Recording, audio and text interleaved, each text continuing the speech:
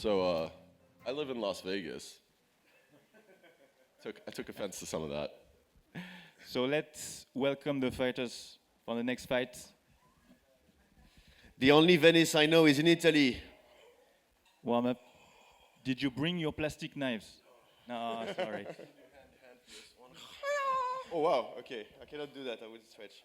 But I'll take you on the climbing wall, no problem. So that next fight is about the Ethereum Foundation. That would be my favorite topic. It's called... It's not every day you get invited to like beef with the organizer. Give it up for Jerome. Thank you for throwing this great conference. Thank you for accepting to fight with me on this.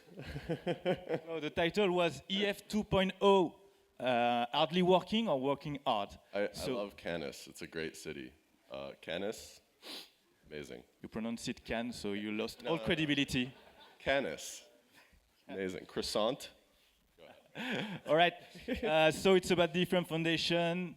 On my left, you have the infamous Ameen Soleimani, who scared away all the EF contestants that were supposed to be in front of him. They were too busy working. Just accidentally started a couple of revolutions. You know. I want to thank him for privacy pools that I'm using right now. Yeah, you actually go to privacypools.com. That's my job. I need to shill this. Please put your ETH in it. Thank you.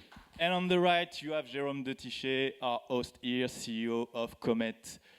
It's great that he accepted to fight. He's been pushed by Joe Lubin to be the new EF director, but it didn't work, so... It's not push, it's called throw under the bus. So now he's gonna try to support them. Maybe you'll get the next position, you know, in 2 years when Thomas is out. I'll let the French fire the first shot.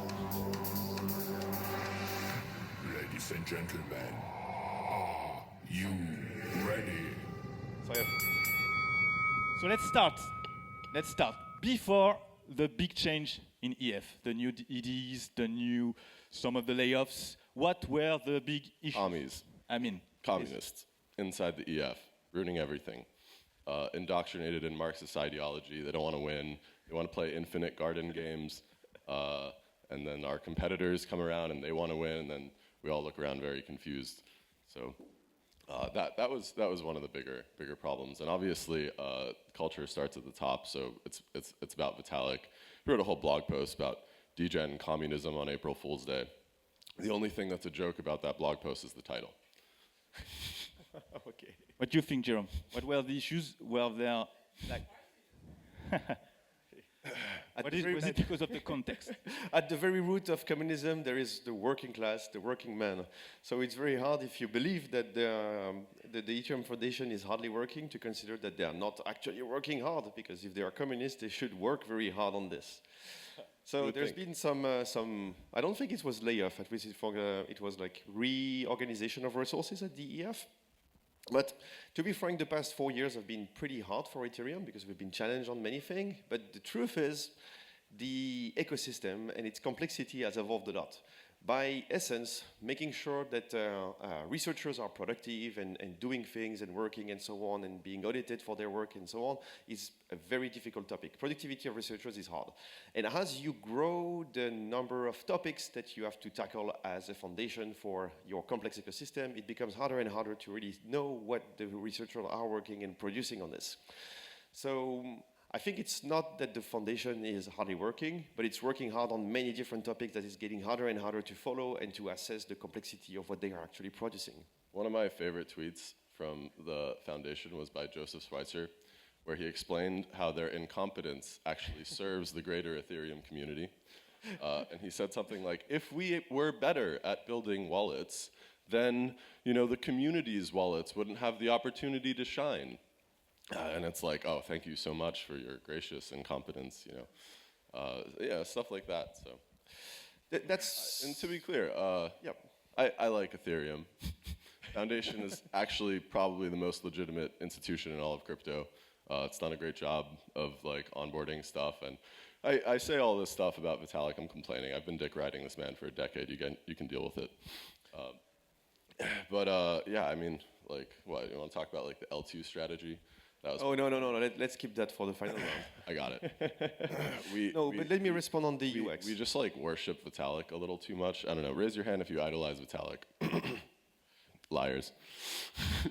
The problem with that comes that because sometimes we are like unwilling to challenge him, and so we'll just like follow him around, you know, like little ducklings, for a couple of years at a time, and then he'll be like, "Whoops, went the wrong way," and it's like, how could anybody have predicted this, right? He like wrote this great blog post about how we need to scale the L1 in order for our L2 roadmap to make any sense at all. You want to be like secured by Ethereum, but you can't exit to the L1 because the L1 has no scale. Then it doesn't work. And he like did the math, and he's like, actually, we need to scale the L1 by like at least 10 times. And it's like, the math is the same. You know, we could have done this math 5 years ago and decided to scale the L1 then, but we didn't. Why not? And then when I asked people that, people were like, I don't know, I don't want to say Vital. It's like Lord Voldemort, you know, you're like, oh, I don't want to say this name, you know. And it's like, that's something people need to get over.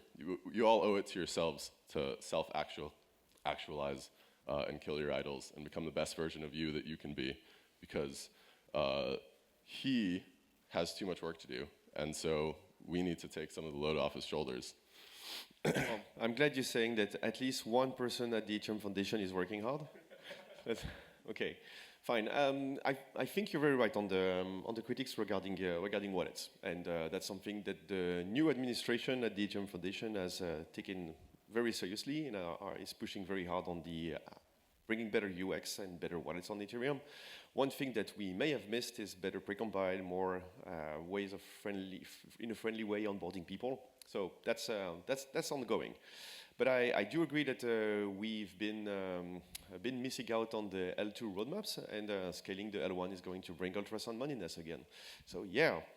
There's like a, you know, funny kind of twist here, which is like, what if, you know, the whole plan all along was like rug the L2s, right? Like let the L2s do their thing, do all the research, you know, get all the credit, make some money, yeah, have fun, pump your tokens, like, you know, L2 meme coin token or whatever, and then we will make like base native hyper what does Justin call it?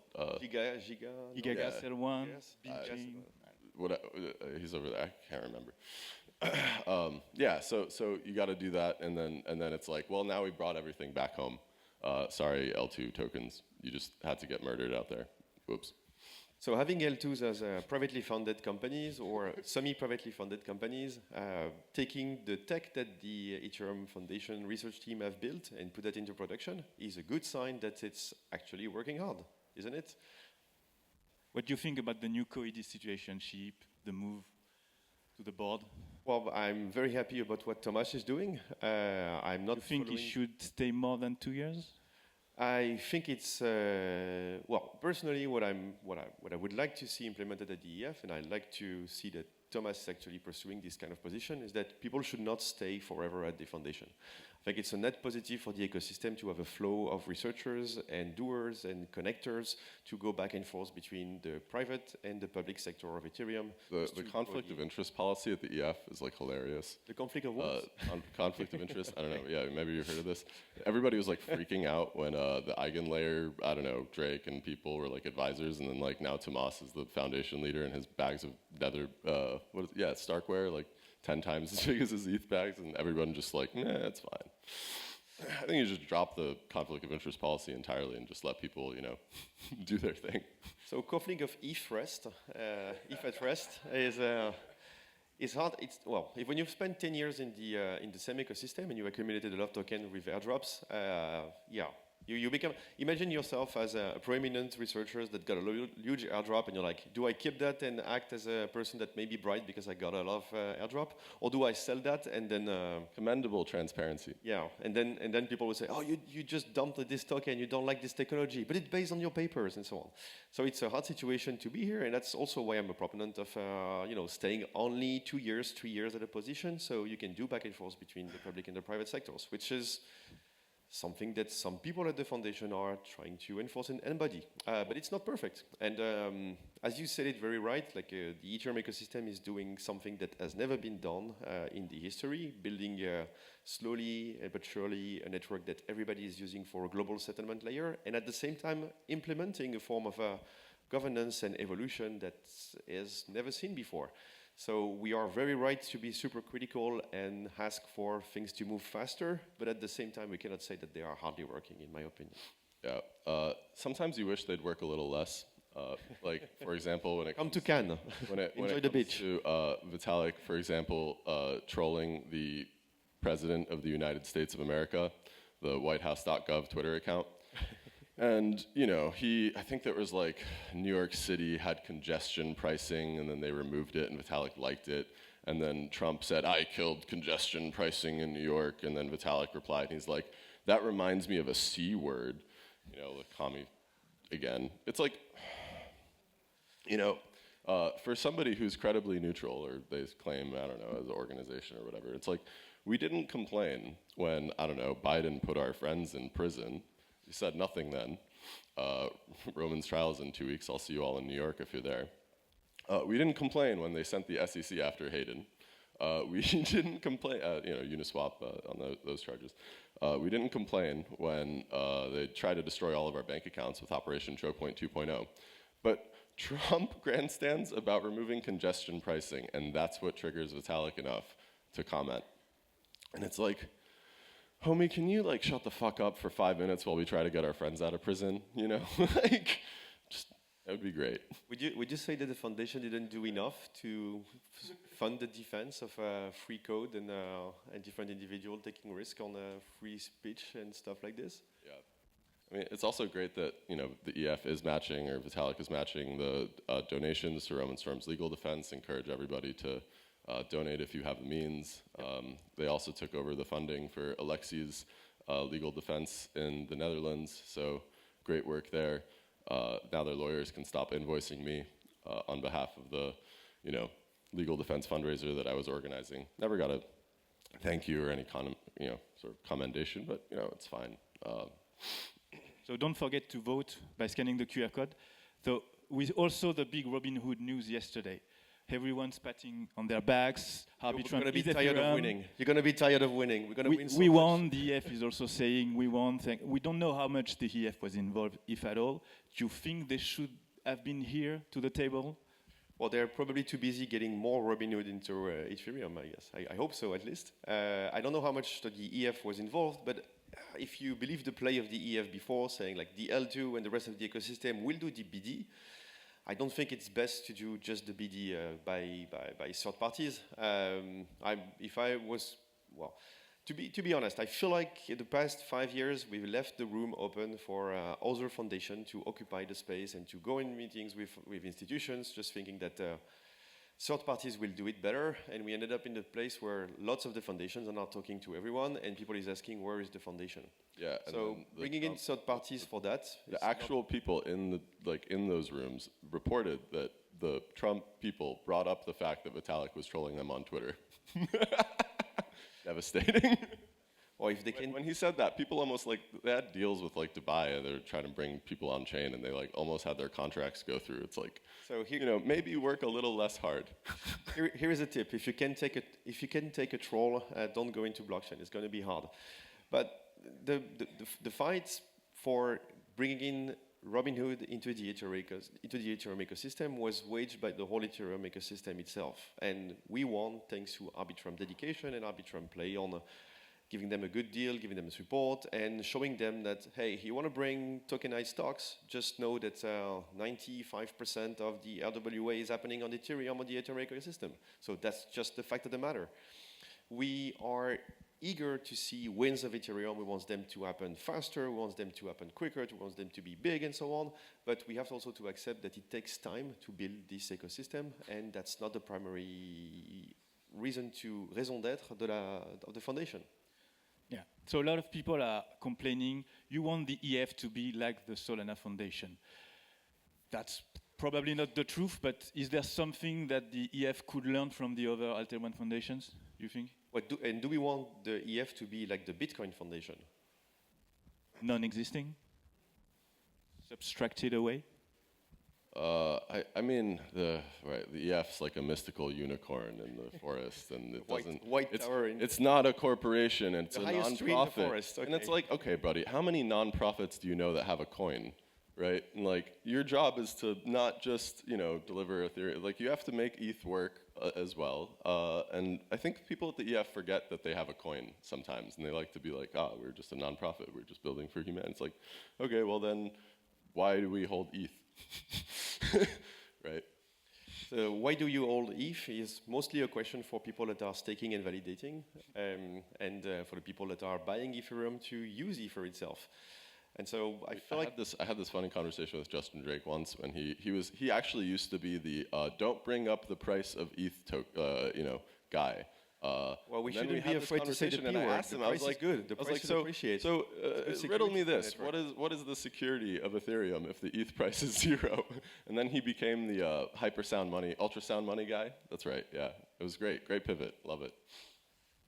Well, I'm a proponent of the ultrasound money thing, but yeah, indeed, we shouldn't be afraid to say the P word. Price is good. Price going up is good. And now that we are in a bit of a better, let's say, regulatory situation, it's okay to talk about. Thank you, Donald Trump. It's okay to talk about the price. The Orange agent said it's okay, but anyway, what we have to think about here, concretely, is like before the merge, you can come to Ethereum by just running a GPU and getting some ETH. Now the entry point towards Ethereum is a ticker on an exchange, so the ticker has to look good.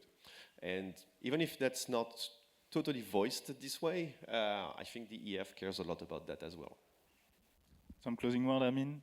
What do you think the EF will look like in 1 year? What would you want it to look like? I've submitted my first EIP called the Ethereum Shah. I think someone should get involved in actually managing the roadmap. That would be ideal.